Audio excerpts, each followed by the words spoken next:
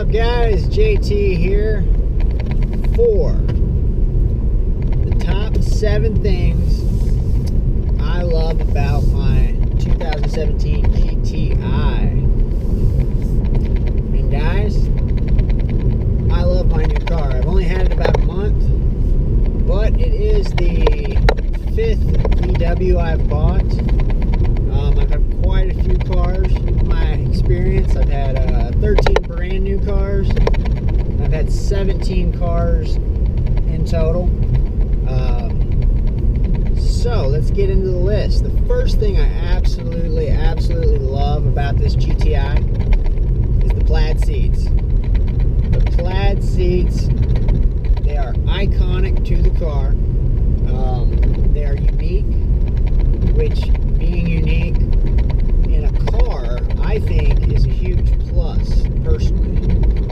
Now, if this camera is a little bit shaky, the road quality that I'm on right now, my mountain driving, is not the best. They're repaving all of it. I don't know if you can see out there, but they are doing quite a bit of road work to this particular section, so just bear with me. It will be a little shaky. Sorry for that. So back to the plaid seats. Plaid seats, they're comfortable. They're not nearly as hot. They are heated, so if wintertime, if I need to turn them on, that's great, but you really just can't beat how much flair it adds to the actual car, because this being a VW, most everything on the interior of the car is a black color. Not a lot of variations. There's a couple chrome spots in the car, and this chrome spot right here shows up red at night, which is nice. It's got a LED that's red. That's pretty cool. But other than that, this car is very black. So the plaid really breaks that up and makes it a little bit more fun. And everybody that I've seen, they just love the plaid. So that's another positive. When other people like certain things on your car, you're gonna like it too. Just because, you know, you paid money for it, and it's nice to know that people appreciate what you picked out. The second thing that I just love about this car personally, I got the 6-speed gearbox. This is a sport model, so it does have the 220 horsepower, and it does have 258 foot-pounds of torque. Just the ability to shift through the rev range yourself, to find a gear. Maybe it's not the perfect gear. I'm not a race car driver, but I mean, you can downshift into a corner and you just really feel the car slow itself down without having to really stab the brakes. Or when you're coming out, and it just digs. The responsiveness of just the ability to use a 6-speed. The clutch pedal itself is quite light. It is very deep, actually, but you know, you don't have to push it all the way in. They recommend that. I think 2/3 of the way down is probably not going to cause too much problems. If anybody knows about that, let me know. But I mean, you can jam this thing all the way to the floor. In traffic, I would recommend, if you live in a city, the DSG is a great little automatic transmission. If you're not going to be driving where you can control your speed, or if it's like stop and start in a little bitty town, I wouldn't mind a 6-speed. But in traffic in general, I did have this in Atlanta, and I was only there for about an hour and a half in traffic, and it was quite a bit of a pain. So I would make that one caveat. If you are going to be in a traffic heavy area, I would go with the DSG personally, just because it's going to be such a headache to just shift forever. But you really can't enjoy driving as much in an automatic as you can. Just the experience of being engaged with the car is just so much better in a 6-speed, or 5-speed for that matter. I mean, just being able to really interact with your car, which is huge for me. That's why I like this car. You can interact in so many ways with it. The third thing, the engine, the pulling power of this car. It's 220 horsepower, like I said. but the torque at 258, and it starts to really grip down at about 1700 RPMs, where you get a lot of torque response, which that's relatively low. I mean, that's in the ranges with a lot of diesel engines.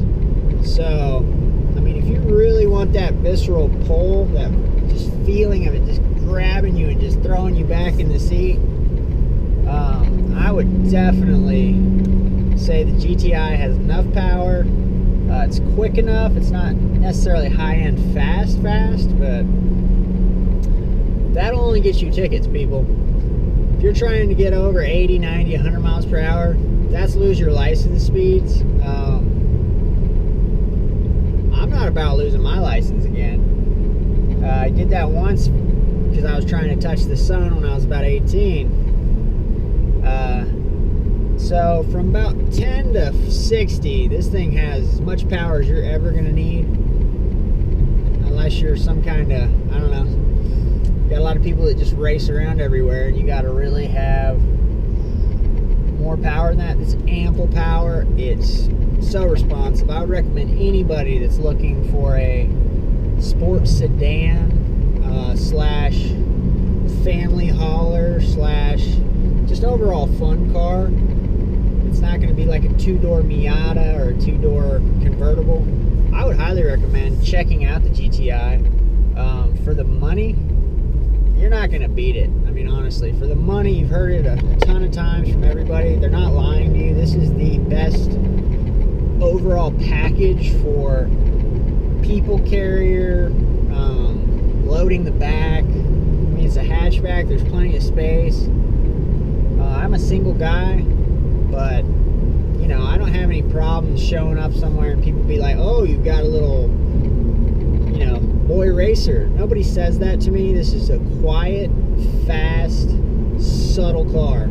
So if you're a little bit older, you know, you're 35, 45, you know, you don't have Porsche money per se, or you just want something that you can haul 4 people in comfortably. I mean, you can put 5. I've had my nieces in the back, but they're not adults, so I would say 4 people comfortably, very comfortably. I would highly recommend this car. Brings me up to the steering wheel is number 4. The steering wheel on this thing. It's just so nice to have something that you can grab a hold of, that you're very comfortable with, that feels right. The little hand bolsters, I don't know if they're called bolsters, but where you're supposed to put your hands at 10 and 2. They're not overly big. Some of the cars, like the WRX, has a little bit deeper bolster, like it's a little thing that kind of juts out on the top of the steering wheel. These are pretty subtle too, so they don't really bother you. They don't look odd if you're just looking at the steering wheel. You've got the flat bottom so that when you're shifting, your knee and your thigh don't touch the bottom of the steering wheel, which is nice. It's easier to get in and out of if you like to lower your driving position. I lower my seat all the way, so I have a very low driver's position because I've always driven sports cars. So I like to be down in my car. I don't like to be sitting above my car per se. I like to feel like I'm on the road. Anybody that takes a lot of curves at, you know, spirited fashion, they will tell you the lower you are in your car, just the more you feel, the more confidence you feel. I feel.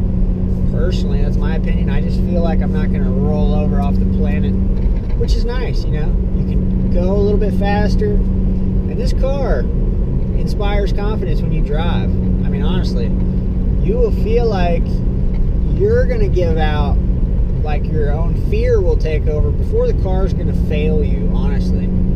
I know I've driven a lot of cars. I've driven a lot of sports cars. I put this car into a lot of curves that I'm starting to go like, I don't know if I want to do this, and the car is just flat, holds the curve. You know, I've had it squeal a couple times, but at no point did I totally lose to where I was just understeering and feeling like I was going to die. So, and that wasn't even in sport mode. So like I said, this car inspires confidence, which I think is great. Number 5, the wheels. The wheels on this car are my 5th favorite because I got the Sport. It's a very limited number of produced cars, so you don't see this wheel pattern on a lot of cars. The base model and the SI PSI SE and the Autobahn version share the same wheel. I believe they're called Austin, and my wheels might be called Mallory, maybe something like that. Don't quote me on that one. I know the Austin wheel is the base wheel, and I don't understand what VW is going for there. You know, you buy a base model car, you get a base wheel. You buy a nicer car, you get a better wheel. It separates out who spent more money, which, you know, might not be important. But to me, I don't want to have a car that has the same wheel as the very base version of that car. I think if I'm going to spend a little more, I want it to be a little more unique. It doesn't have to be more gaudy or a loud wheel, but I want it to be more unique. So less of them are out there.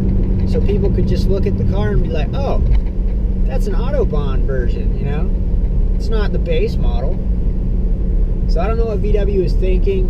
VW, if you're listening, which you should be, what were you thinking about?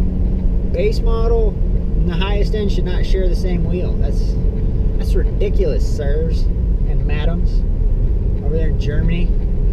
But I love my wheels. They're a 5-star pattern, 5-star pattern. They're real pretty, and they're different. That's part of the deal for me. Number 6, on the infotainment, there is a instrument cluster, kind of like you see in the Honda Civic R or the WRX, where they have the boost gauge for PSI, they have the kilowatt